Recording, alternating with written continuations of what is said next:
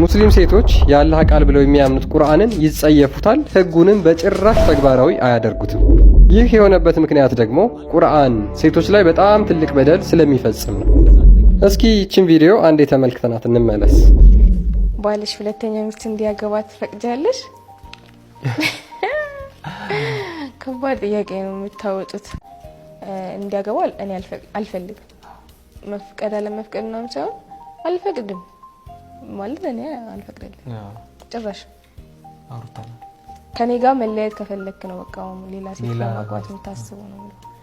እኔ በቃ ከደበርኩ ሂድና አግባ ችግር የለም ያኔ እንለያያለን ነው ሁሌ እና አልፈቅድም በጭራሽ። እንዴት ይህች እህታችን እንደሰማችኋት ባሏ ሁለተኛ ሴት ወይም ሶስተኛ ሴት ወይም አራተኛ ሚስት ቢደርብባት ምን ያህል ልቧ ሊሰበር እንደሚችል ሁላችንም የተመለከትናት ይመስለኛል። እንግዲህ ቁርአን ሴቶችን አክብሯል ተብሎ የሚነገርበት አንዱ የሴቶች ምዕራፍ የሚል በውስጡ ይዟል የሚል ነው። ማለትም አራተኛው የቁርአን ምዕራፍ የሴቶች ምዕራፍ ይባላል። ነገር ግን እዚሁ ምዕራፍ ሶስተኛው አንቀጽ ላይ ሙስሊም ሴቶች በሙሉ የሚጸየፉትና ሊቀበሉት የማይችሉት ህግ ተቀምጧል።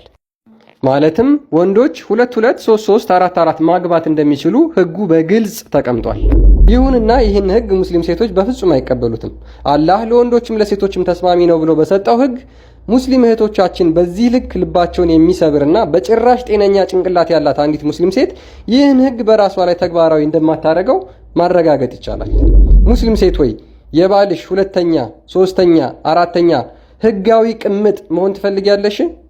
አላህ ለወንዶች የማይሆነው ነገር የለም። ሙስሊም ሴቶችን ግን ረስቷቸዋል። ለወንዶቹ 4 ሴቶችን እንዲያገቡ ከዚያም በተጨማሪ ቁጥራቸው ያልተገደበ የወሲብ ባሪያዎችን እንዲደርቡ እንዲሁም በገንዘብ ገዝተው ገንዘብ እንኳን ባይኖር በፎጣ ሴቶችን ተከራይተው ወሲብ ማድረግ ፈቅዶላቸዋል። አሁን ለተናገርኩት እነዚህን ማስረጃዎች መመልከት ትችላላችሁ። እንደ ክርስትና ግን አይደለም እስከ 4 ይቀርና ሁለተኛ እንኳን ሴት መደረብ ከሃይማኖት ሊያስጣ የሚችል እጅግ በጣም አጸያፊ ተግባር እንደሆነ መጽሐፍ ቅዱስ ይናገራል። በዚህ በመጽሐፈ ዲድስቅልያ ምዕራፍ 13 ከቁጥር 15 ጀምሮ እንደዚህ ብሎ ይናገራል። በመጀመሪያ ጋብቻ በእግዚአብሔር ዘንድ ያማረ ንጹህ እንደሆነ ይህን ታስተውሉ ዘንድ ለእናንተ አግባብ ነው። ሁለተኛ የሚያገቡ ግን ከሕግ የወጡ ይሆናሉ፣ በእግዚአብሔርም ላይ ሐሰትን ተናገሩ እንጂ ስለ ጋብቻ ብቻ አይደለምና። ሶስተኛ የሚያገቡ ግን ከእግዚአብሔር መንጋ ከምእመናንም አይቆጠሩም። አራተኛ የሚያገቡ ግን መሰሰናቸው ፈጽሞ ታወቀ፣ ኀፍረትንና ውርደትን ያገኛሉ። በመጀመሪያ ፍጥረት እግዚአብሔር አንዲት ሴትን ለአንድ ወንድ ሰጥቷልና ስለዚህም ሁለቱ አንድ አካል ይሆናሉ በማለት በግልጽ ይናገራል።